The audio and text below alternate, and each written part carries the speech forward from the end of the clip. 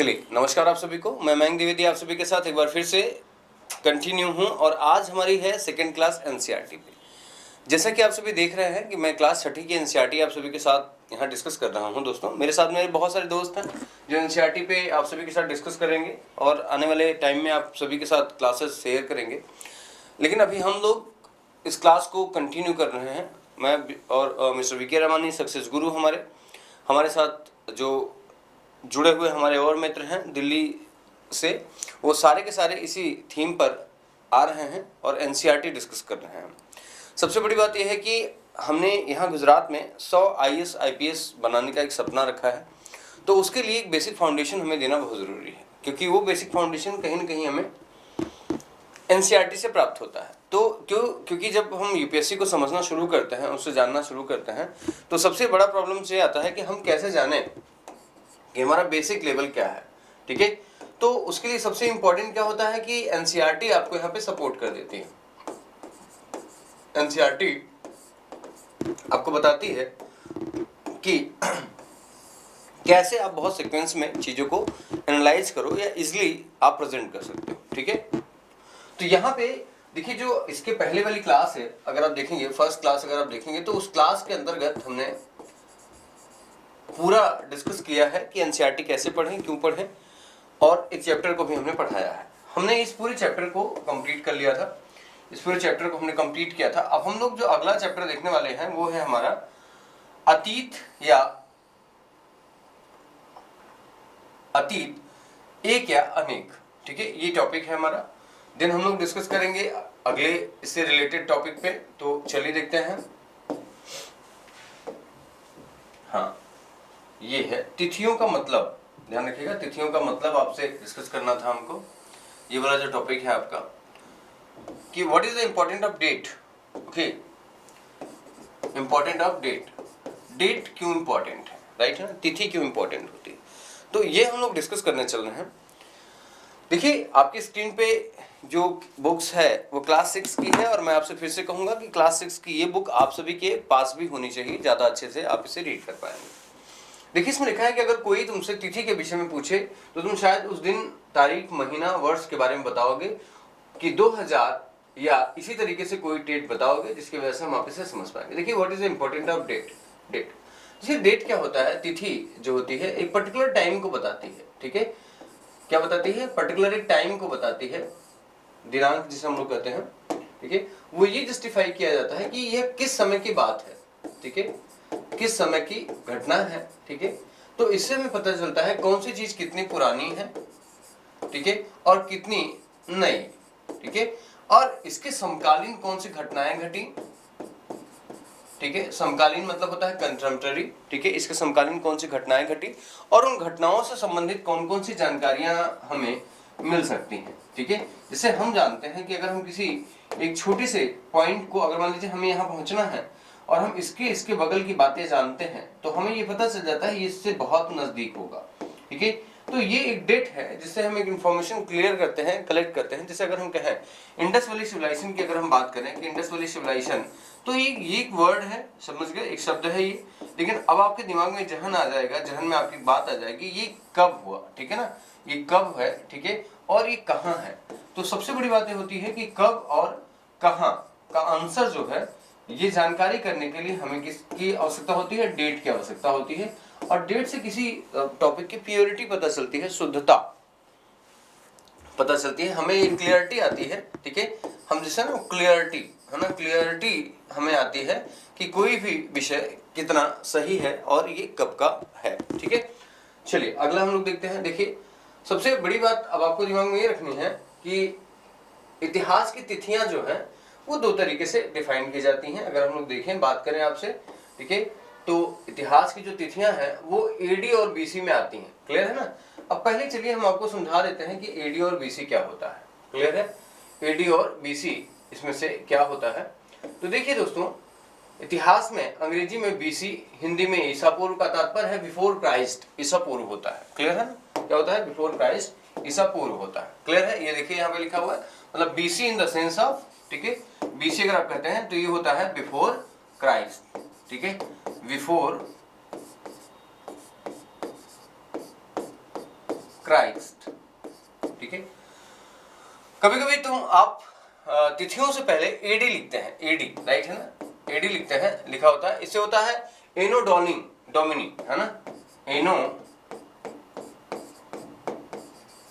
Duminy होता है ये, एनो डोमिनी आप देखेंगे, अर्थात दो लैटिन लेटर्स हैं जिनका तात्पर्य है, देखिए कभी कभी एडी की जगह बीसी सीई लिखा होता है और बीसी की जगह हम बीसी लिखा होता है, तो ये अक्षर आपको ध्यान में रखना है।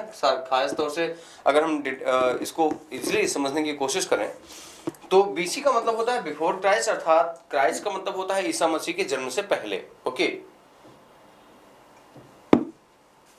और यहाँ पे होता है एनो डोमिनी, अर्थात ये कहा जाता है ईसा मसीह के जन्म के मृत्यु के बाद, ठीक है, मृत्यु के बाद। तो ये दो वर्ड्स में आपको पहचानना है जिसके थ्रू आप देखेंगे तो हम एडी और बीसी का प्रयोग करते हैं। अर्थात ध्यान रखिएगा बीसी जो होता है, बीसी, ठीक है, वो घटते हुए क्रम में होता है, घटते हुए क्रम में। जैसे अगर हम कहें तो 300 बीसी की बात करें तो अब क्या हो जाएगा, 299 हो जाएगा, फिर 299 से घटते हुए एक एडी पे आ जाएगा। और एडी क्या होता है, बढ़ते हुए क्रम में होता है, ठीक है, एडी क्या होता है, बढ़ते हुए क्रम में होता है। जैसे हम देखते हैं कि 2023 चला, अब 2023 के बाद 2024 आएगा, इसके बाद 25 आएगा, 26 आएगा, इस क्रम में हम देख रहे हैं बढ़ रहा है हमारा, है ना। तो ये है एडी, ईस्वी, ओके, ये आपसे कहा जाता है, क्लियर है। चलिए अगला हम लोग देखते हैं। अब जब हम लोग देखेंगे, देखिए अब सबसे बड़ी बात ये होगी कि इससे रिलेटेड जो प्रश्न है आपके, वो आपको कवर करना है। आपके ये बॉक्स में प्रश्न दिया हुआ है, ठीक है, और जब ये प्रश्न दिए होते हैं तो बहुत ही महत्वपूर्ण होते हैं, इनको आपको अच्छी तरीके से देखना होता है। जैसे देखिए सबसे बड़ी बात यह है कि अगर हम बात करते हैं तो यहाँ देखें नर्मदा नदी घाटी है, फिर मगध है, गारो घाटी है, गंगा घाटी है। तो ये आपका होमवर्क है, आप इसे अच्छी तरीके से करिए, जो हमने पढ़ाया है उसे टैली करिए। नहीं सुन में आता तो हम लोगों से कंसल्ट करिए, आप सभी जिसे बताएंगे। देखिए यहाँ पे जो कुछ महत्वपूर्ण तिथियां हैं, हमने कहा एग्रीकल्चर जो स्टार्ट हुआ था, जिसको मैंने बताया था कि मेहरगढ़ और लहुरा देव में स्टार्ट हुआ था एग्रीकल्चर, ठीक है। तो ये देखिए 8000 ईसा पूर्व संवत में हुआ था। सिंधु घाटी सभ्यता के प्रथम नगर का साक्ष्य जो हमें मिला हुआ था, वो आप देखिए कब प्राप्त हुआ था, तो वो मिला था हमें 4700। गंगा घाटी के बारे में मिला था 2500 में। वर्तमान की जो तिथि बताई जा रही है वो है 2000। तो ऐसे बहुत सारे डेटा आप सभी के सामने रखे गए हैं जिनको हम लोगों ने यहाँ पे कंक्लूड किया है, ओके। चलिए अब हम लोग देखते हैं अगला। देखिए यहाँ पे आपके प्रश्न है। प्रश्न क्या है यहाँ पे, अब देखिए पुरातात्विक द्वारा पाई जाने वाली सभी वस्तुओं की एक सूची बनाइए। आपको क्या करना है, लिस्ट बनाना है। पुरातात्विक स्रोतों का के द्वारा जो भी आपको जानकारी प्राप्त होती है उसकी एक लिस्ट बनाइए और लिस्ट के थ्रू आप दिखाइए, बताइए कि इसका क्या इंपॉर्टेंस है। साधारण स्त्री व पुरुष अपने कार्यों का वितरण क्यों करते हैं, ठीक है। वर्किंग डिवीजन है ना, वर्क क्लासिफिकेशन है ना, वर्क क्लासिफिकेशन की बात यहाँ पे की जा रही है, ये आपको यहाँ पे समझाना है, क्लियर है, ठीक है। तो आप देखिए जो आपने पढ़ा है चैप्टर, उससे रिलेटेड आपके प्रश्न दिए गए हैं।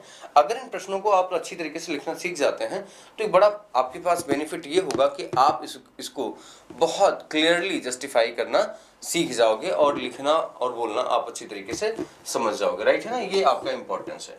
चलिए अगला देखते हैं हम लोग। अब देखिए जो है वो दूसरा चैप्टर है आपका। दूसरा चैप्टर ये कहता है कि आप बताइए कि आरंभिक मानव की खोज कैसे हुई, है ना, मानव की खोज कैसे हुई। तो एक कहानी दी गई है, इस कहानी को हम देखते हैं कि तुषार अपने एक रिश्तेदार की शादी में दिल्ली से चेन्नई जा रहा था। रेल में उसे खिड़की वाली सीट मिल गई जहां से वह बाहर का नजारा देखने में मग्न हो जाता है, ठीक है। हम इस कहानी को पढ़ रहे हैं जो आपके बुक्स में यहाँ पे दिया गया है, फिर एक सेंस निकालेंगे ऐसी कहानियां क्यों दी जाती हैं, ठीक है। देखिए तेज दौड़ती गाड़ी से उसने देखा कि पेड़ पौधे, घर, खेत खलिहान बड़ी तेज से पीछे की ओर छूटते चले जा रहे हैं। तभी उसके चाचा ने उसके कंधे पर हाथ रखकर कहा, पता है लोगों ने मात्र 150 साल पहले रेल से यात्रा करनी शुरू की थी, बस तो इसके कुछ दशक बाद आया। तुषार सोचने लगा कि जब लोगों के पास आने जाने के तेज रफ्तार वाले साधन नहीं थे, तब आखिर कैसे एक स्थान से दूसरे स्थान पर जाया करता था। अर्थात इसने सोचा कि भारत इतना समग्र है, इतना विशाल है ना, नॉर्थ है, साउथ है, वेस्ट है और ईस्ट है। यहाँ से भारत की कनेक्टिविटी को कैसे एक जगह से दूसरी जगह हम इंटरकनेक्ट करेंगे, कैसे हम इसको जोड़ेंगे, ये यहाँ पे नहीं समझ में आ रहा था और इतनी बड़ी संस्कृति का जो विकास हुआ वो कैसे हो जाता है। तो चलिए हम कुछ खोज की ओर देखते हैं कि आखिर क्या खोज हुई, ठीक है, क्या ऐसी चीजें डिस्कवर की गई जिसके थ्रू मानव ने एक बड़े संस्कृति को उत्पन्न किया, एक बड़ी सभ्यता को खोज निकाला या सभ्यता का उत्पत्तिकर्ता हो गया। ठीक है, तो एक एक छोटी छोटी बातों पर हम लोग चर्चा करेंगे। देखिए आरंभिक मानव जो है आखिर वे इधर उधर क्यों घूमते थे, देखेंगे। हम उन लोगों के बारे में जानते हैं जो उपमहाद्वीप में 20 लाख साल पहले रहा करते थे। आज हमें उन्हें शिकारी खाद्य संग्राहक के रूप में जानना जाता है। देखिए इसका जो इसका सेंस निकल रहा है शिकारी खाद्य संग्राहक। तो देखो बच्चा, इसमें आपको बहुत अच्छी तरीके से छोटी छोटी चीजों को समझना होगा। देखिए यहाँ पे हम अगर कहें शिकारी मतलब हंटर, अगर कहें खाद्य संग्राहक अगर हम लोग देखें तो यहाँ पे ये जो बातें हैं इसमें आपको ध्यान में क्या रखना है, जो हंटर हैं, जो शिकार करके अपना जीवन व्यतीत करते हैं, उन्होंने ऐसा क्यों किया। इसके पीछे कहानी छुपी है कि जीवन के प्रारंभिक समय में, in starting time of the life, जीवन के प्रारंभिक समय में मनुष्य के पास अपने भोजन के लिए एकमात्र अवयव था, वो था क्या, शिकार करना। ठीक है, क्या था, शिकार करना।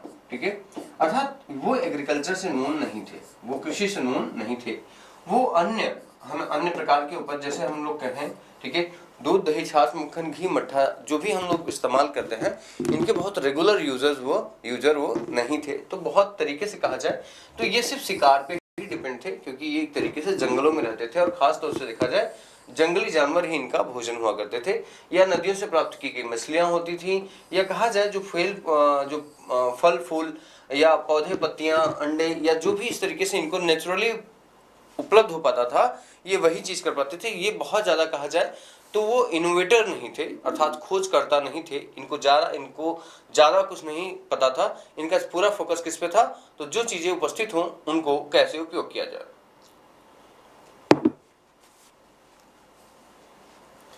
देखेंगे हम आप, ओके। लेकिन ध्यान रखिएगा, लेकिन कहा गया, लेकिन यह सब कर पाना बिल्कुल आसान नहीं था। ऐसे कई जानवर थे जो ज्यादा तेज भाग जाते थे और बहुत से जानवर ज्यादा ताकतवर भी होते थे। तो अब आप देखिएगा कि ऐसी स्थिति में धीरे धीरे इनका सामना क्या होने लगा। इनको इतनी बात पता होने लगी कि जो इनके साथ रहने वाले, इनके आसपास में पर्यावरण में रहने वाले जो जानवर थे वो काफी ज्यादा, ठीक है, काफी ज्यादा ताकतवर हुआ करते थे। तो उनका इस्तेमाल कैसे करें, ठीक है, इस पे इनका पूरा फोकस चला गया। ठीक है, तो धीरे धीरे इन्होंने क्या किया कि उन जानवरों के साथ अपने आप को भी ताकतवर बनाना शुरू कर दिया, अर्थात अपनी एनर्जी के साथ, ऊर्जा के साथ और अपने संसाधनों के साथ इन्हें अपने आप को मजबूत बनाना शुरू कर दिया। ठीक है, देखिए ऐसे समुदाय में रहने वाले बच्चों के ज्ञान और गुणों का वर्णन करिए। अब देखिए सबसे बड़ी बात ये हो जाती है जब ऐसे सिचुएशन में आप कहीं पे भी रहते हैं, जिसे हम कहते हैं ना कि आवश्यकता जो है आविष्कार की जननी होती है। ठीक है, आपको बहुत सारी चीजें जो है खोजनी नहीं पड़ेंगी, समझ गए आप स्वयं उसके खोजकर्ता हो जाएंगे। ठीक है, आप स्वयं उसके खोजकर्ता हो जाएंगे। इसका सेंस क्या है, इसका सीधा सा सेंस यही है कि आप देखिए जब आपको लगता है कि कोई चीज की आवश्यकता है, जैसे आपको लगता है शिकार करने के लिए किस किस चीज की आवश्यकता होनी चाहिए। ठीक है, सबसे पहली बात यह है कि हमारी भूख लगनी चाहिए। ठीक है, हमें भूख लगनी चाहिए, कहाँ, किसको, मानव को। ठीक है, मानव को भूख लगनी चाहिए, एक बड़ी बात हो गई। फिर शिकार करने के लिए हमें कहीं ना कहीं अस्त्र चाहिए होता है। ठीक है ना, अस्त्र या टूल्स चाहिए होता है, राइट है ना, टूल्स हमें चाहिए होता है। तो सीधी सी बात है कि हम इसको जब भी किसी दूसरे व्यक्ति का शिकार करेंगे तो किसी न किसी अस्त्र से। तो इनका जो प्रारंभिक टूल्स था, जिसे इनका कहा जाए पत्थरों का टूल्स था, टूल्स है ना, किसका था, ये कहा जाए स्टोन टूल्स थे इनके पास में, स्टोन टूल्स रहे होंगे। देन इन्होंने क्या कर दिया, बोन्स टूल्स बनाया, बोन टूल्स बनाया। बोन का मतलब होता है हड्डियों का टूल्स बनाया। फिर देखा इन्होंने कॉपर के टूल्स बनाए, पहला मेटल आपका निकल गया। फिर ब्रॉन्ज के टूल्स बनाए, ब्रॉन्ज के टूल बनाए। फिर इन्होंने देखा आयरन का टूल्स बनाया। ठीक है, और आने वाले टाइम में देखिए ये हथियार जो हो गए, ठीक है, ये अस्त्र जो हो गए बहुत इम्पैक्टफुल हो गए और इन्होंने बेसिकली बहुत ज्यादा सपोर्ट किया। तो धीरे धीरे मनुष्य ने अपने शिकार करने की जो आवश्यकता थी उसको एक अलग रोटेशन दिया और उससे उन्होंने आविष्कार किया कुछ महत्वपूर्ण जो कठोर अस्त्र होते हैं, कठोर धातुएं होती हैं, उनका प्रयोग करना इन्होंने शुरू कर दिया। पत्थर भी नुकीले बनाए जाने लगे, क्योंकि कुछ पत्थर ऐसे नुकीले बनाए जाने लगे जिन्हें पेबुल कहा जाता है। ठीक है, पेबुल कहा जाता है। पेबुल क्या होता है दोस्तों, ध्यान रखिएगा कि नदी के किनारे, जैसे कोई नदी है, अब समझिए इस बात को, है ना, क्योंकि पूछा गया है यूपीएससी में। ठीक है, जैसे नदी चल रही है, बह रही है नदी, ठीक है, और यहाँ पे कोई एक पत्थर पड़ा हुआ है। ठीक है, एक पत्थर पड़ा हुआ है, मान लिया ये पत्थर पड़ा हुआ है। ठीक है, तो इस पत्थर से होता क्या है कि अब सबसे बड़ी बात यह है कि इस पत्थर को काट करके नुकीला बना दिया गया। ठीक है, अब नुकीला बना दिया गया। अब ध्यान रखिएगा, इस पत्थर को हम काट देंगे और इसको बना देंगे नुकीला। ठीक है, नुकीला पत्थर बना देंगे। तो ये जो नुकीला पत्थर है, इसी को कहा गया है पेबुल। क्या कहा जाता है? पेबुल कहा जाता था। इस नुकीले पत्थर को क्या कहा गया? पेबुल। ओके, पेबुल। ठीक, तो इसका आरंभिक इस्तेमाल जो है मनुष्य ने करना प्रारंभ कर दिया। तो इस तरीके से देखा जाए कि अपनी आवश्यकता को पूरा करने के लिए उन्होंने पत्थरों को घिसना शुरू कर दिया, रगड़ना शुरू कर दिया और उन्हें शार्प टूल्स बना दिया, नुकीला टूल्स उन्होंने बना दिया। ध्यान रखिएगा। तीसरी कड़ी में अगर हम देखें तो पेड़ों को, पौधों में फल फूल के अलग अलग मौसम आते थे, इसलिए लोग इनकी तलाश उपयुक्त मौसम में करके घूमने लगे। अर्थात कहा जाए, जैसे आज हम लोग कहें तो जो यायावार हम लोग कहते हैं, नोमैडिक कहा जाता है। ठीक है ना, यायावार, यायावार। ठीक है, इसको हिंदी में यायावार कहते हैं और इंग्लिश में कहते हैं नोमैडिक, है ना, नोमैडिक। ठीक है, नोमैडिक का मतलब होता है स्थानांतरित, एक जगह से दूसरे स्थान। या हम लोग अब नॉर्मल देखें, बंजारे हम नहीं देखते, बंजारे, कब आएगा मेरे बंजारे। ओके, बंजारे हम लोग देखते हैं एक स्थान से दूसरे स्थान पे वो अपनी आवश्यकता की चीजों को ढूंढने के लिए ट्रेवल करते रहते हैं, घूमते रहते हैं, जाते रहते हैं। ठीक है, तो इससे क्या हो गया कि इनको इस बात के बारे में पता चल गया कि किस सिचुएशन में, पर्टिकुलर किस टाइम पीरियड में इनको कौन सी चीजें कहां से प्राप्त होंगी। तो एक तरीके से खोजकर्ता बनने लगे। ठीक है, देखिए, पानी के बिना किसी भी प्राणी या पेड़ पौधों का जीवन रहना संभव नहीं था और झील, नहरों और नदियों के बीच इनका बड़ा इंपॉर्टेंट था। इसीलिए देखिए, खासतौर से आप देखिए इस जो पूरे पैराग्राफ में लिखा गया है, क्या बातें हैं? Importance of the river. ठीक है, नदी की महत्ता। ठीक है, इंपॉर्टेंस ऑफ द रिवर अगर हम लोग कहें तो यहाँ पे क्या लिखा है? नदी का इंपॉर्टेंस। ठीक है, नदी का महत्व। देखिए, किसी भी सभ्यता के विकास, इसीलिए जो प्रारंभिक सभ्यता रही है ना, प्रारंभिक सभ्यता रही, वो नदी घाटी सभ्यता रही है, नदी घाटी सभ्यता रही है। ठीक है, रिवर सिविलाइजेशन रहा है ना, रिवर वैली सिविलाइजेशन रहा है। हम कहेंगे रिवर वैली, जैसे रिवर क्या हो गया? इंडस, है ना, Indus valley civilisation, Indus valley civilisation रहा है। तो ये प्रारंभिक जो भी सभ्यता रही है या जो भी राज्य डेवलप होते हैं, वो कहीं ना कहीं कहाँ इनका डेवलपमेंट होता है? नदियों के किनारे। क्यों? क्योंकि मनुष्य को जीवन जीने के लिए नदियों की अत्यंत आवश्यकता होती है। ठीक है, और इनको ध्यान रखना है कि यहीं पे मानव का विकास हो जाता है। अब हम लोग देखें आरंभिक मानव के बारे में जानकारी हमें कैसे प्राप्त हुई। अगला देखें हम लोग, तो देखें आरंभिक मानव के बारे में जो हमें जानकारी हुई, इसके बारे में मैंने आपको पहले ही क्लास में बता दिया था। पुरातात्विक विदों की कुछ वस्तुएं मिली जिन्हें हम लोग कहते हैं अभिलेख। ठीक है, अभिलेख कहा जाता है या स्मारक कहा जाता है। ठीक है, स्मारक कहा जाता है या मृदभांड कहा जाता है। ठीक है, मृदभांड कहा जाता है या सिक्का कहा जाता है। इनसे हमें पुरानी समय के लोगों के बारे में जानकारी प्राप्त हुई। ठीक है, जिसके थ्रू हम लोग उस समय काल के बारे में जानकारी कर पाए। ठीक है, चलिए देखते हैं इनका चित्र भी हम लोग देख लेते हैं, चित्रात्मक विधि से हम लोग समझते हैं। देखिए, पत्थरों के लिए लकड़ियों और हाथियों के औजार बनाए गए है ना, हाथों से औजार बनाए गए। आप देखिए, जो मैंने अभी बताया था, शार्प टूल मैंने आपको बताया था। ठीक है, नुकीले औजार, ये देखिए यहाँ पे दिखाई दे रहे हैं आपको। ठीक है, धीरे धीरे जैसे जैसे आवश्यकता बनती गई वैसे इनकी साइज नुकीली होती चलेगी और इनका प्रयोग अलग अलग से होने लगा। ठीक है, देखिए अब सबसे बड़ी बात है कि देखिए इनमें से कुछ औजार का उपयोग फल फूल काटने और कहा जाता है मांस काटने तथा पेड़ों की छाल, जानवरों के खाल उतारने में इनका प्रयोग किया जाता था। तो सिंपल सी बात है, हमने आपसे बताया कि जिस तरीके से इनको आवश्यकता पड़ी जाएगी वैसे वैसे इनका टूल्स जो है वो शार्प होता जाएगा, महत्वपूर्ण होता चला जाएगा। अब हम देखिए रहने की निर्धारित जगह की बात अगर हम करें, सबसे बड़ी बात यह है कि रहना अगर हम लोग देखें पूरे मानव का कहाँ पे हुआ, तो लाल त्रिकोण वाले स्थान जो है वो पूरा स्थल है, ठीक है। जैसे लाल त्रिकोण वाले स्थान की जब हम बात करेंगे तो आपको बताएंगे तो कैसे हैं। जैसे देखिए भीमबेटका, ठीक है, ये कहाँ पे है, ये एमपी में है, एमपी में है, ठीक है, रायसेन डिस्ट्रिक्ट के अंतर्गत आता है ये। यहाँ पहली बार जो हुआ वो गुफाओं की जानकारी मिली, गुफा की जानकारी मिली, और यहीं पे पहली बार चित्रकला, है ना, फर्स्ट पेंटिंग एविडेंस, ठीक है, 500 पेंटिंग एविडेंस यहाँ से मिला। 2003 में इस जगह को 2003 में इस जगह को यूनेस्को की विश्व विरासत सूची में इसको शामिल कर दिया गया। ध्यान रखिएगा 1958 में वीएस वाडरकर महोदय ने इसकी खोज की, ठीक है, और इसके बारे में हमें जानकारी उपलब्ध कराई, ठीक है। चलिए अब देखिए बहुत सारे ऐसे प्लेसेस हैं जिसके बारे में हम आपको यहाँ पे जानकारी देंगे, ठीक है। जैसे आपका ये सब पहाड़ियां हैं, ठीक है। तो आप सभी को देखिए इसी तरीके से जो भी प्लेसेस मिले हुए हैं, जो भी देखिए यहाँ पे ये इंडेक्स बनाया गया है, ये इंडेक्स बनाया गया है, इसके अकॉर्डिंग अगर आप उस जगह को खोजेंगे, इंटरनेट के माध्यम से ढूंढेंगे और उनका एक इमेज लेने की कोशिश करेंगे तो ये आप सभी के लिए ज्यादा बेटर होगा।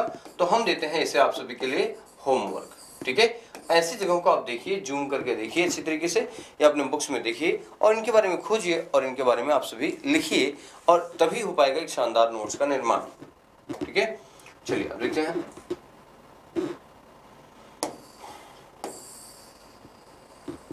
क्योंकि पत्थर के उपकरण बहुत महत्वपूर्ण थे, इसलिए लोग ऐसी जगह ढूंढते थे जहां अच्छे पत्थर उपलब्ध हों, और यही कारण है कि इस पूरे टाइम पीरियड को क्या कहा गया, पाषाण काल कहा गया। क्या कहा गया, पाषाण काल। इस पूरे टाइम पीरियड को पाषाण काल कहा गया। क्यों, क्योंकि पत्थरों पर निर्भरता रही इनकी। किस पे, पत्थरों पर निर्भरता बनी रही, ओके। देखिए यहाँ पे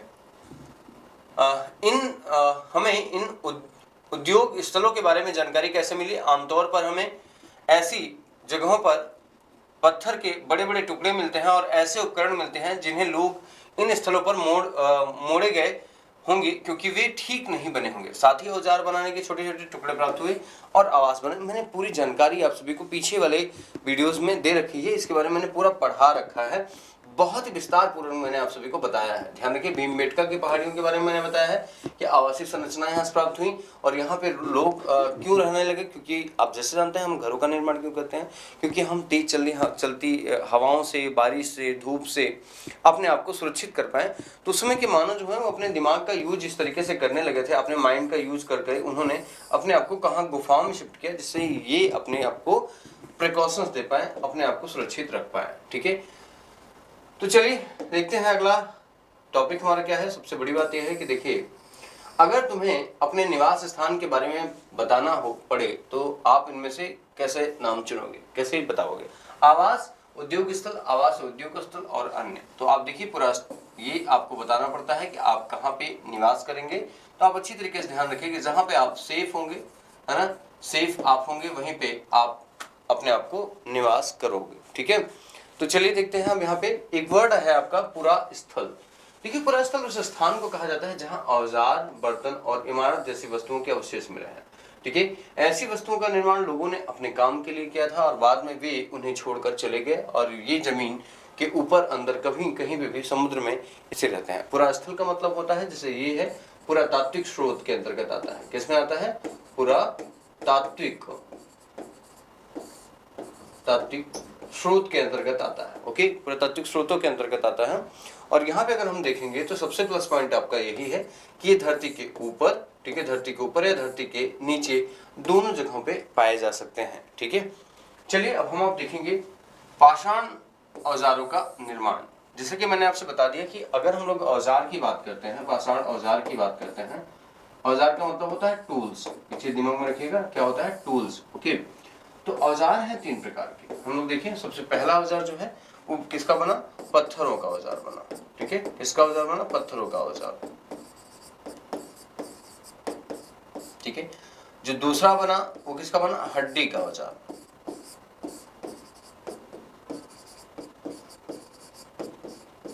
ठीक है।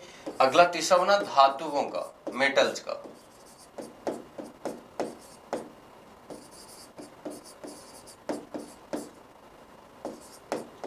धातुओं का औजार, ठीक है। धातुओं का औजार यहाँ पे बना। ठीक है, देखिए एक तो हो गया स्टोन टूल्स हो गया, ठीक है, देन सेकंड जो हो गया वो बोन्स टूल्स हो गया, and third is metal tools. Okay, तीन तरीके के टूल्स के बारे में मैंने आपसे बताया। पहला जो आपका टूल्स बन रहा है वो किसका है, ये है आपका स्टोन है, ठीक है, स्टोन टूल्स की बात कर रहा है। दूसरा आपका हो गया बोन टूल्स की बात कर रहा है, ठीक है, और तीसरा आपका हो गया किस टूल्स की बात हम कर रहे हैं, आपको मेटल की, है ना, मेटल टूल्स की हम लोग बात कर रहे हैं। तीन तरीके के टूल्स यहाँ पे बनने लगे। ठीक है, समय रहते रहते लोगों ने अपनी चीजों को बहुत ही डेवलप किया, और देखा जाए तो जैसे पाषाण काल के अंतर्गत अगर हम कहें कि जो आपका पैलेलिथिक एज है, पाषाण काल में, पूरा पाषाण में ये इसकी खोज हो गई। देखिए मध्य पाषाण काल में अगर हम लोग देखें तो इसकी खोज हो गई। ठीक है, और कहा जाए नवपाषाण काल में इसकी खोज हो गई। इंपॉर्टेंट है कि हड्डी के औजार हमें कहाँ से मिले हैं, तो वो मिले हैं यूपी में, एक डिस्ट्रिक्ट पड़ता है प्रतापगढ़, है ना, प्रतापगढ़। ठीक है, यहाँ दो क्षेत्र है, एक क्षेत्र है सराय नाहर और दूसरा है महदहा,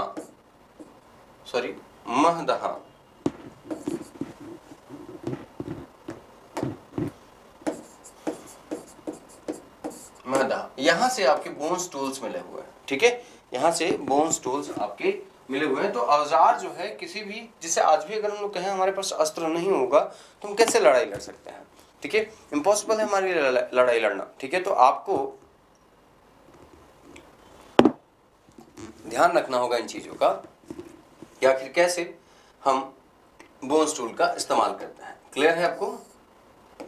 अब अगला जो टॉपिक है वो हमारा ये है कि आग की खोज कैसे हुई। ठीक है, आग की खोज कैसे हुई, तो हम लोग देखेंगे आग की खोज के बारे में।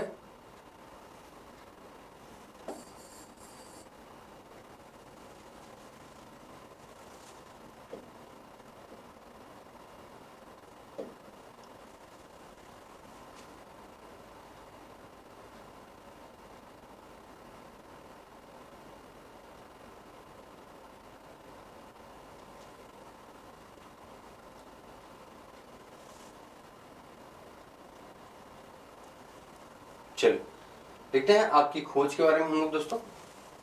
वो डिलीट हो गया वीडियो, कोई बात नहीं, आपके लिए नहीं है, कोई दिक्कत नहीं। अब देखिए यहाँ पे आग की खोज। आग की खोज अगर हम लोग देखें दोस्तों तो सबसे इंपॉर्टेंट बात यह है कि आग की जो खोज हुई वो हुई है पाषाण काल में। ठीक है, पाषाण काल के अंतर्गत। और पाषाण काल में अगर हम लोग देखें तो पाषाण काल में तीन जोन है जहां पे हम लोग कहें, पहला है आपका पूरा पाषाण काल। ठीक है, तो पूरा पाषाण काल के अंतर्गत आग की खोज हुई, और पूरा पाषाण काल के तीन खंड हैं, ध्यान रखिएगा, तीन खंड हैं। अगर हम लोग देखें तो एक है आपका निम्न पूरा पाषाण काल, है ना, लोअर, दूसरा है मध्य, मिडिल, तीसरा है आपका उच्च, अपर। ठीक है, ये तीन है आपके। देखिए निम्न, लोअर है, मिडिल है और अपर है। ठीक है, इसके तहत अगर हम लोग देखें यहाँ पे तो ये जो मध्य पूरा पाषाण काल है, यहीं पर आग की खोज हुई, आग की पहचान कहेंगे हम लोग, आग की पहचान की गई। जैसे ही आग की पहचान की गई बहुत व्यापक परिवर्तन आया, व्यापक परिवर्तन रहा मनुष्य के जीवन में। ठीक है, इसीलिए आग को प्रथम क्रांति कहा जाता है, फर्स्ट रेवोल्यूशन ऑफ हिस्ट्री कहा जाता है, प्रथम क्रांति, है ना, इतिहास की प्रथम क्रांति के रूप में जाना जाता है। क्योंकि अगर अपने जीवन में आप आग को देखें, पहचाने, तो किसी भी तरीके से आप उससे अलग नहीं हो सकते हैं, अलग अपने आप को नहीं कर सकते हैं। तो ये है आग की खोज जो है वो बहुत ही महत्वपूर्ण है पूरे सभ्यता और संस्कृति के लिए। अब देखिए बदलती जलवायु जो है, आज हम आग का उपयोग किस लिए करते हैं। देखिए हमने आपसे कहा ना, हमारी सभ्यता का जो परिचय देता है, अगर हम कहें बहुत ही महत्वपूर्ण तरीके से, तो आग जो है वो हमारे लिए बहुत ही महत्वपूर्ण विषय वस्तु बन जाती है। ठीक है, अब अगला पार्ट हम लोग देखें, इसमें क्या लिखा गया है। इसमें लिखा गया है, देखिए कि बदलती जलवायु, है ना, चेंजेस जो आपका क्लाइमेट है वो है, देख लो 12 वर्षों में देखा जाए दुनिया की जलवायु में बड़े परिवर्तन आए। कभी गर्मी, ठंडी, बरसात, है ना, बसंत, ऐसे बहुत सारे मौसम हैं जिनके अकॉर्डिंग देखें तो हर मौसम की एक अपनी पहचान है, एक विशिष्ट पहचान है। ठीक है, यहाँ पे देखिए, जो लोग इन जानवरों का शिकार करते थे वे भी इनके पीछे आए और इनकी खाने पीने की आदतें, प्रजनन के समय की जानकारी हासिल करने लगे। हो सकता है तब लोग इन जानवरों को पकड़कर अपनी जरूरत के अनुसार पालने की बात सोचने लगे हों, और हाल ही इस काल में मछली भी भोजन का महत्वपूर्ण पार्ट बन गई थी। अब देखिए, आपको यहाँ पे क्या करना है, समझना है इस बात में, इस पैटर्न को पूरा समझना है कि क्या हुआ था। देखिए, हुआ ये कि जब मनुष्य जो है किसी एक पर्टिकुलर एरिया में रहते हुए काफी समय हो गया, तो वहां से जो बेसिक चीजें थी वो कहीं न कहीं लैप्स करने लगी या कम होने लगी, या यहाँ पे कंपटीशन लेवल बहुत बढ़ गया। तो लोगों ने क्या कर दिया, अपने आप को माइग्रेट किया। ठीक है, ये लोग यहाँ से क्या हो गए, बहुत तेजी से यहाँ पे क्या करने लगे, नोमैडिक हुए। ये यहाँ से वो अपने आप को लेकर के स्थानांतरित हुए। ठीक है, एक स्थान से दूसरे स्थान पे गए। जब वो गए तो यहाँ से बेटर कंडीशन में जाने की कोशिश करेंगे। आप अच्छी तरीके जानते हैं, बेटर कंडीशन में जाने की जरूरत कोशिश करेंगे। तो कहा गया कि एक बेटर कंडीशन है जहाँ पे ये प्रवेश करते हैं, तो इनको आवासीय रूप में, है ना, गुफाओं की प्राप्ति हुई। अच्छा, जब मान लीजिए सिचुएशन खराब होता है और एक जगह से दूसरी जगह पे शिफ्ट कर रहे होते हैं, तो not for only a human, ठीक है ना, ह्यूमन, यहाँ पे सिर्फ व्यक्ति ही नहीं बल्कि उसके साथ क्या होगा, एनिमल्स, है ना, एनिमल्स भी यहाँ पे उनके साथ में सपोर्ट करेंगे, जाएंगे। तो पहली बार जो मनुष्य और पशु, ठीक है, मानव और पशु एक साथ है, वो टाइम पीरियड था मध्यपाषाण का। मध्यपाषाण का ध्यान रखिएगा, आप कहीं भी जाएंगे तो आप कहीं न कहीं किसी न किसी पशु के माध्यम से ही अपने आप को क्या करेंगे, जोड़े रखेंगे। तो ये बहुत महत्वपूर्ण था कि यहाँ पे मानव जो है वो पशु, ठीक है, कहा जाए पशु और मानव एक साथ होकर के यहाँ से आगे बढ़े, और मनुष्य ने पशुओं को पालना शुरू कर दिया, पोस्टोरल बना दिया, पालना शुरू कर दिया। ठीक है, जिसमें पहला जो पालतू पशु रहा, पालतू पशु, वो था डॉग, कुत्ता, राइट है ना, कुत्ता पहला पालतू पशु रहा। उसके बाद कहा जाए तो इसी मध्यपाषाण काल के अंतर्गत हमें इस बात की जानकारी मिलती है कि मध्यपाषाण काल के अंतर्गत अगर हम लोग देखें तो पशुचारी अर्थव्यवस्था,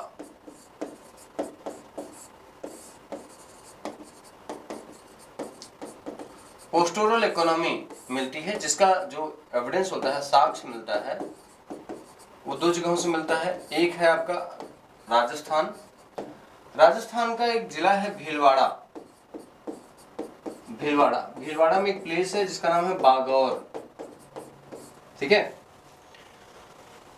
दूसरा है आपका एमपी, मध्य प्रदेश में जो जिला है वो है होशंगाबाद, और ये है आपका प्लेस आदमगढ़। ठीक है ना, आदमगढ़,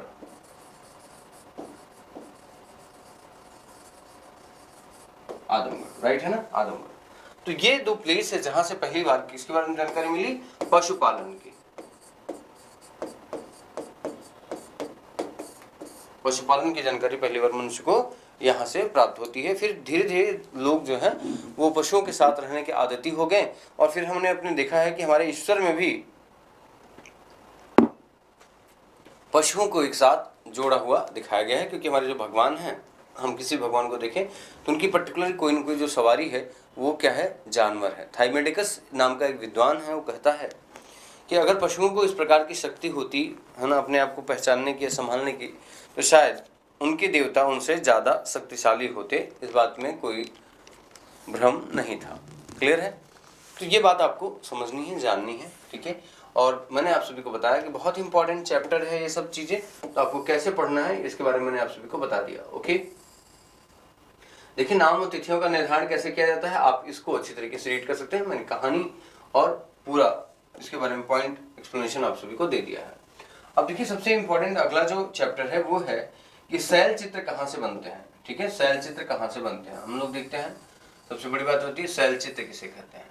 ठीक है, देखिए शैल चित्र का मतलब होता है जिन गुफाओं में लोग रहते हैं उनके दीवारों पर, ठीक है, उनकी दीवारों पर चित्र मिलते हैं। इसे भित्ति चित्र भी कहा जाता है, भित्ति चित्र भी कहा जाता है। और उसके सबसे पहला जो प्रमाण मिलता है, ठीक है, वो मिलता है भीमबेटका से। ठीक है, भीमबेटका से मिला है। भीमबेटका जिसके बारे में मैंने आपको ऊपर वाले स्लाइड में बताया है कि यहाँ से 500 पेंटिंग्स के एविडेंस मिलते हैं। जिसमें उनके जीवन जीने के तरीके, उनके मनोरंजन के तरीके या उनके अपनी वस्तुओं जिनके विशेष इंपॉर्टेंस थे, उन सभी को यहाँ पे कंक्लूड करके दिखाया गया है। क्लियर है? चलिए, तो बड़ा इंपॉर्टेंस है क्योंकि उस टाइम पीरियड के बारे में अगर हमको जानकारी लेनी हो तो इस जानकारी से के माध्यम से हम समझ सकते हैं कि ये कितने महत्वपूर्ण पार्ट हैं आपके। कौन क्या करता है? हमने पढ़ा कि आरंभिक लोग शिकार तथा फल फूल का संग्रह किया करते हैं, ठीक है, और गुफाओं में चित्र बनाते थे, ठीक है। क्या हमें कोई ऐसी साक्ष्य मिले हैं जिनसे पता चले कि महिलाएं शिकार करती थी या पुरुष शिकार करते थे? ध्यान रखिएगा, यहाँ पे जो भी चित्र मिला हुआ है उसमें इस तरीके का कोई आइडेंटिफिकेशन नहीं किया गया है कि महिलाएं शिकार नहीं करती थी, सिर्फ पुरुष ही शिकार किया करते थे। अर्थात उसमें अगर हम चित्र के रूप में देखें तो हमें दोनों ही दिखाई देते थे, अर्थात महिला पुरुष दोनों ही, है ना, मेल और फीमेल दोनों ही हमें यहाँ पे शिकार करते हुए दिखाई दिए हैं। क्लियर है आपको? चलिए, अब देखिए, सबसे बड़ी बात यह है कि मैंने औजारों के बारे में बता दिया कि औजार, जैसे यहाँ पे हम डिस्कशन कर रहे हैं औजारों के बारे में, तो जो टूल्स हैं, है ना, औजार को क्या कहा जाता है इंग्लिश में? टूल्स कहा जाता है, टूल्स। इसके बारे में मैंने आप सभी को बता दिया कि 3 तरीके के टूल्स थे। स्टोन टूल्स भी रहा यहाँ पे, ठीक है, स्टोन टूल्स भी रहा, फिर आपको देखिए बोन्स टूल्स भी रहा, ठीक है, बोन टूल्स रहा, और यहाँ पे हम देखेंगे तो मेटल टूल्स भी यहाँ पे पाया गया है। तो ये बहुत इंपॉर्टेंट हो जाता है आप सभी के लिए, ठीक है। और इसीलिए मैंने कहा कि हम सारी वीडियोस में जो कनेक्टिविटी आप सभी को दे रहे हैं वो सारी बातें एनसीईआरटी में लिखी गई हैं। और आप एक बार अगर चाहते हैं इसकी इंपॉर्टेंस को समझना तो आप पीवाईक्यू लगा के देखिए, प्रीवियस ईयर क्वेश्चंस पेपर लगा के देखिए, आपको आइडिया होगा कि कितने ज्यादा क्वेश्चन आपके एनसीईआरटी से रिलेटेड है ना, एनसीईआरटी से रिलेटेड है। बहुत इंपॉर्टेंट है क्योंकि इसके जो लेखक होते हैं वो बहुत विद्वान होते हैं। और आप देखिए, उतने बड़े विद्वान जो है कितनी सरल भाषा में लिखते हैं, जिससे छोटे छोटे बच्चों को भी उस कहानी को समझाया जा सके। तो यही कनेक्टिविटी आपको खुद भी सीखनी है। सबसे बड़ी बात है, यही कनेक्टिविटी आपको स्वयं भी सीखनी है कि हम कौन सा कंटेंट अपने बच्चों को दे रहे हैं और कंटेंट कैसे हमारे बच्चों को समझ में आ जाएगा, इस बात को आपको ध्यान में रखना है। ठीक है, चलिए अब हम देखते हैं आपको अगले क्लासेस के अगले चैप्टर को चलते हैं हम लोग। देखिए, तो फिर से कुछ प्रश्न हैं आप सभी के लिए और इन प्रश्नों को आप सभी यहाँ पे नोटिंग करें, ये आप अपने होमवर्क में रखें, ठीक है। और जब आप सभी एनसीईआरटी की वीडियोस को देख लें और आपको इनमें से कोई कॉन्सेप्ट नहीं समझ में आ रहा है, देखिए ये एनसीईआरटी है, हमें बेसिक लेवल कवर करना है, क्योंकि अब अगर हम डेप्थ में चले जाएंगे तो एक एक चैप्टर जो है वो काफ़ी बड़ा हो जाता है, काफ़ी लेंदी चैप्टर हो जाएगा।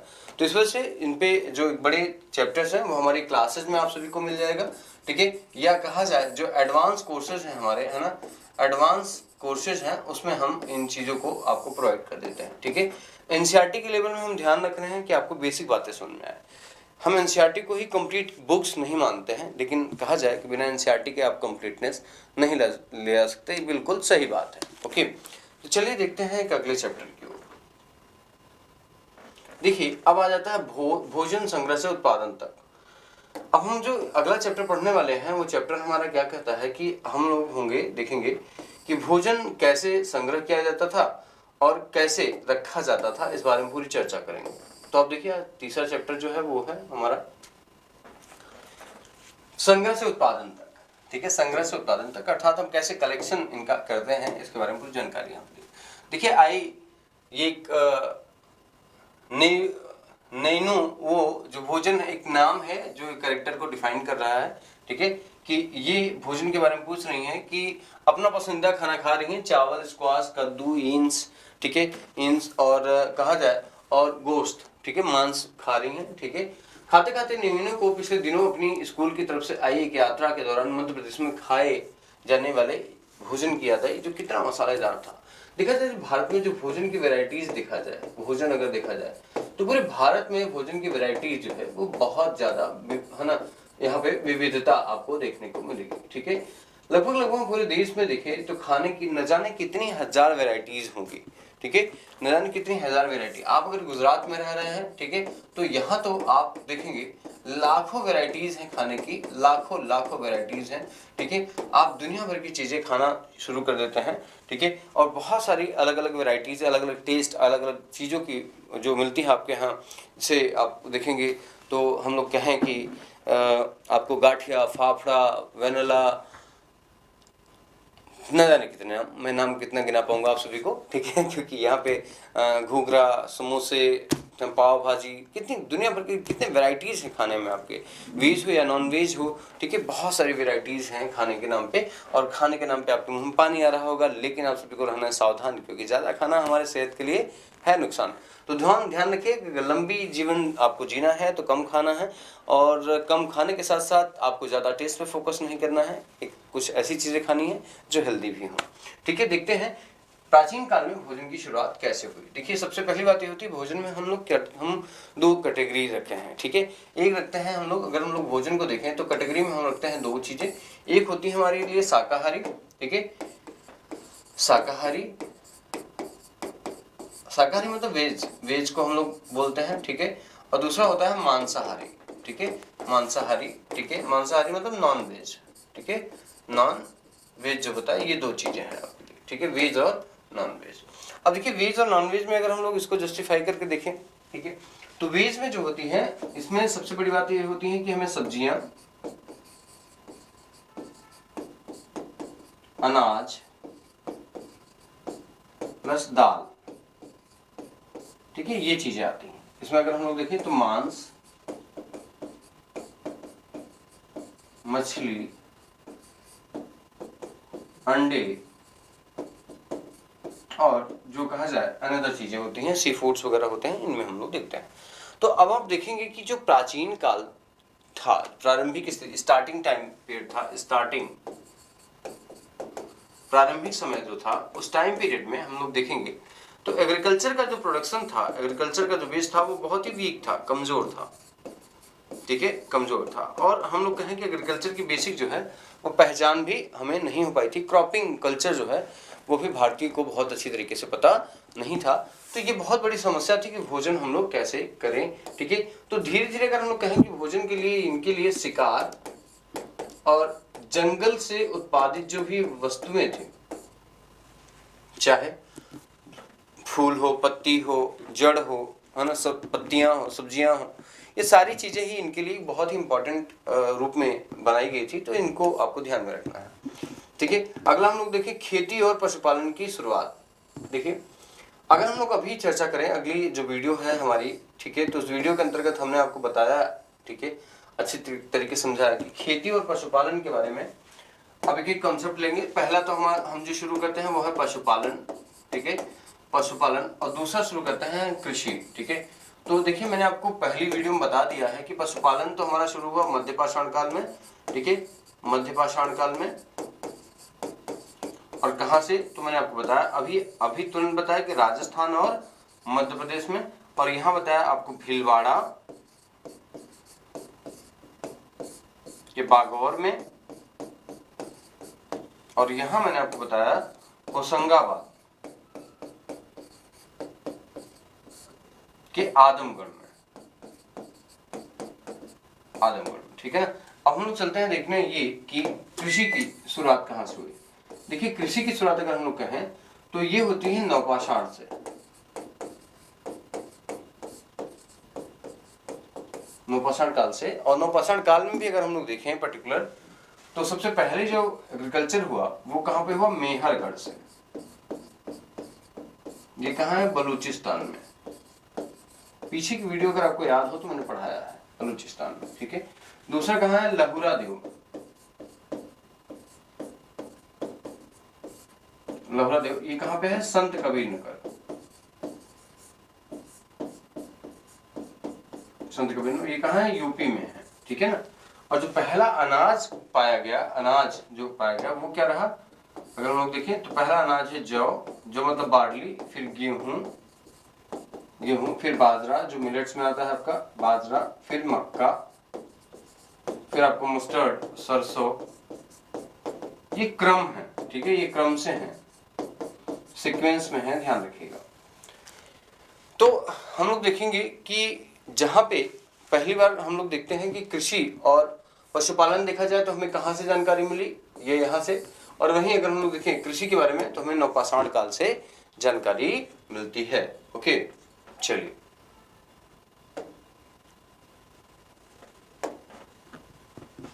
अब देखिए क्या है, क्या तुम बता सकते हो कि सबसे पहले कुत्ते को ही पालतू क्यों बनाया गया? देखिए अब यहाँ पे सबसे बड़ी बात यह है कि कुत्ते को ही पालतू क्यों बनाया गया। देखिए कुत्ता क्या है, बहुत सेंसिटिव है, बहुत तीक्ष्ण है ना, तीव्र संवेदना को समझने वाला होता है,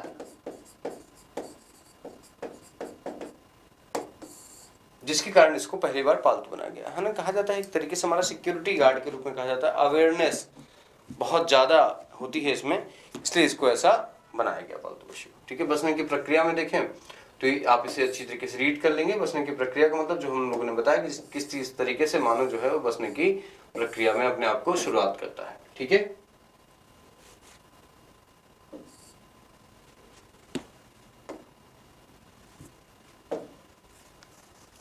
एक नवीन जीवन शैली।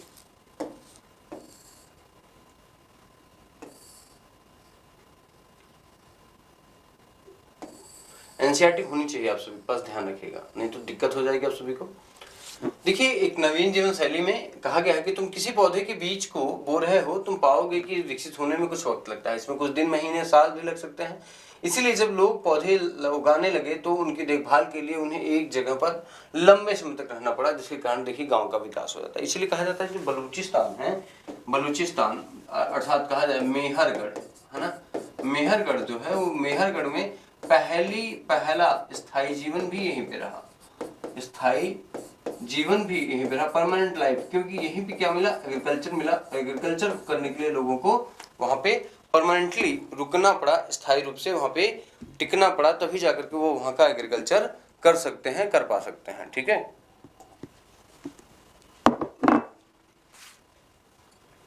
देखिए बीज बोने से लेकर के फसलों को पकने तक में सिंचाई में काफी वक्त लगता है। अनाज को भोजन और बीज दोनों ही रूपों में बचाकर रखना आवश्यक था, इसलिए लोगों को भंडारण की सोचनी पड़ी। अर्थात कहा जाए कि लोगों ने बहुत, जैसे नवपाषाण काल में भी, नवपाषाण काल में कहा जाए भंडारण की व्यवस्था कर ली गई है ना। भंडारण का मतलब जो भी अधिशेष बचता था, अधिशेष सरप्लस, क्योंकि आप ध्यान रखिएगा कि जब एग्रीकल्चर किया जाएगा तो उसका प्रोडक्शन जो होगा वो मोर देन टाइम ज्यादा होगा। और उस समय अगर हम लोग कहें पॉपुलेशन का लेवल, तो पॉपुलेशन का लेवल कम था, प्रोडक्शन का लेवल ज्यादा था। ध्यान रखिएगा, अगर हम कहें पॉपुलेशन के बारे में कहें तो ये कम था, और प्रोडक्शन के बारे में अगर हम लोग बात करें, एग्रीकल्चर प्रोडक्शन के बारे में, तो ये काफी ज्यादा दिखा था। तो यहाँ से जो चीजें बच जाती थी, बचने का मतलब होता था, मान लीजिए अगर हम आप किसी चीज को इस्तेमाल कर रहे हैं तो इतना इस्तेमाल कर लिया तो इतना हमारे पास अधिशेष रूप में बच जाता था। तो ये बचा हुआ माल जो है वो हम उसको संग्रहण कर लेते थे, जिससे कि हमें अगर कभी मानसून बिगड़ गया या कोई भी विपत्ति स्थिति आ गई तो उससे हम बच सकें और उससे हम सावधान रह करके इनका उपयोग कर सकें। तो ये बहुत इंपॉर्टेंट था। देखिए अब जानवर चलते फिरते खाद्य भंडार थे। अब देखिए जानवर जो होते हैं वो चलते फिरते खाद्य भंडारण के रूप में देखे जाते हैं। वो क्यों देखे जाते हैं उसके बारे में हम लोग थोड़ा सा समझने की कोशिश करते हैं। देखिए जो ये जानवर हैं वो चलते फिरते संग्राहक क्यों है, क्योंकि आप इसको समझिए। जैसे जानवर जो होता है वो सबसे बड़ी बात ये होता है कि इसमें कई तरीके के जानवर होते हैं। एक तो ये इनके लिए एक तरीके से एक जगह से दूसरे जगह तक जाने के लिए ट्रांसपोर्टेशन, ठीक है, ट्रांसपोर्टेशन का काम करते थे, है ना, सवारी के रूप में इस्तेमाल करते थे। दूसरा आप ध्यान रखिएगा कि इनके द्वारा जो भी, हाँ, मांस, दूध, ठीक है, ये या हड्डियां जो भी इन्हें प्राप्त हो जाती थी, ये सब कुछ मिलता था। ठीक है, साथ ही साथ अगर हम लोग देखें तो इससे इनको सुरक्षा भी प्राप्त होती थी। तो एक तरीके से कहा जाए कि चलता फिरता एक भोजन भंडार था। पशुपालन जो है भोजन भंडार के रूप में, क्योंकि उस समय का जो मानव था वो हंटिंग बेस्ड था। ठीक है, उसका जो मेन पर्पस था वो था अपने जीवन को सुरक्षित करना। और किस तरीके से यहाँ पे देखा जाए तो हंटिंग कल्चर को बहुत ज्यादा इंपॉर्टेंस दिया गया था, हंटिंग कल्चर को इंपॉर्टेंस दिया गया। तो ये इंपॉर्टेंस है आपको, बहुत इंपॉर्टेंट है आपको। ठीक है, चलिए अब देखते हैं हम लोग भोजन के अतिरिक्त जानवरों से और क्या क्या मिल सकता है। ध्यान रखिए, भोजन के अतिरिक्त जानवरों से सुरक्षा मिल सकती है ना, सिक्योरिटी है, बहुत सारी चीजें हैं, तो ये प्राप्त हो सकते हैं। आप सभी बताइए क्या क्या मिल सकता है। ठीक है, अब चलिए देखिए,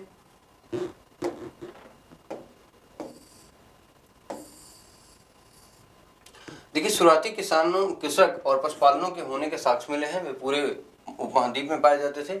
इनमें सबसे महत्वपूर्ण जो है पश्चिमोत्तर क्षेत्रों में कश्मीर, आधुनिक कश्मीर में और पूर्वी तथा दक्षिण भारत में पाया गया। मैंने आपसे कहा ना कि जहाँ पे पशुपालन का विशेष इम्पैक्ट देखा गया वो ये क्षेत्र है। ठीक है, वास्तव में निर्दिष्ट स्थान कृषकों और पशुपालनों की बस्तियाँ थी, और कहा जाए कि इसे जांचने के लिए वैज्ञानिक खुदाई में मिले पौधों और पशुओं का के हड्डियों के नमूने यहाँ से प्राप्त हुए हैं। ऐसा लगता है कि ये गलती से या फिर जानबूझ करके, ठीक है, यहाँ पर लगे होंगे। वैज्ञानिक इन अनाज के दानों की पहचान कर सकते हैं, ठीक है, बताया गया है। देखिए अनाज और हड्डियां कौन कौन सी थी आप यहाँ पे देखें, जैसे गेहूं, जौ, भेड़, बकरी और मवेशी, ये जो आप देखेंगे कहाँ से मिलता है, मेहरगढ़ से। चावल, जानवर की हड्डियों के टुकड़े, ये कहाँ से मिलते हैं, कोल्डिवा, जो जहाँ कहा जाता है आधुनिक उत्तर प्रदेश में है ये। चावल, मवेशी, यह है महागढ़ा, आधुनिक उत्तर प्रदेश में है, और ये उत्तर प्रदेश के यूपी डिस्ट्रिक्ट के अंतर्गत आता है, ठीक है। और ये प्रयागराज, और ये बलूचिस्तान, ठीक है। देखिए गेहूं और दलहन गुटकलार घाटी कश्मीर में है आपका। गेहूं, दलहन, कुत्ते, मवेशी, भैंस, भेड़, बकरी बुरजहोम में है, ये भी जम्मू कश्मीर में है। यहीं से बुरजहोम से आवासीय संरचना के साक्ष्य मिलते हैं, ठीक है ना। इसके आवासीय मतलब 3 डायमेंशन हाउसेस। 3 डायमेंशन हाउस का मतलब होता है, एक तो है हट आपका झोपड़ी, दूसरा है मड, ठीक है ना, मड मतलब आपका मिट्टी का मकान, तीसरा है पक्का मकान, अर्थात कहा जाए कि ईंटों का मकान यहाँ पे बना हुआ मिलता है, 3 आवासीय संरचना। और यहीं से कहा जाए कि एक कब्र मिला हुआ है, जिस कब्र में के अंतर्गत है ना पशु को मनुष्य के साथ दफनाया गया है, ठीक है। एक पशु को मनुष्य के साथ दफनाया गया है, उसकी जानकारी हमें यहाँ पे प्राप्त होती है। देखिए गेहूं, हरे चने, जौ, भैंस और बैल जो है वो चिरान में पाए जाते हैं, जो आधुनिक बिहार में है। ज्वार, बाजरा, मवेशी, भेड़, बकरी, सुअर जो है या आपके हल्लूर में है। वहीं काला चना, ज्वार, बाजरा, मवेशी, ये सब सारी चीजें आपको आप देखेंगे, इसकी लिस्टिंग है, और आप इसकी लिस्टिंग को अच्छी तरीके से तैयार कर सकते हैं, याद कर सकते हैं। ओके, चलिए स्थायी जीवन की ओर। अब मनुष्य जो है वो स्थायी जीवन की ओर आगमन करेगा। तो अगली वीडियो जो हम लोग दे रहे हैं आप सभी को, वो यहाँ से देंगे, स्थायी जीवन की ओर मनुष्य का अग्रसर होना, ठीक है। तो थोड़ी देर में हम आप सभी से मिलते हैं अगली वीडियो में। थैंक यू वेरी मच, आप सभी का बहुत बहुत धन्यवाद। लगातार आप सभी के लिए ये वीडियो प्रिपेयर की जा रही है, बनाई जा रही है।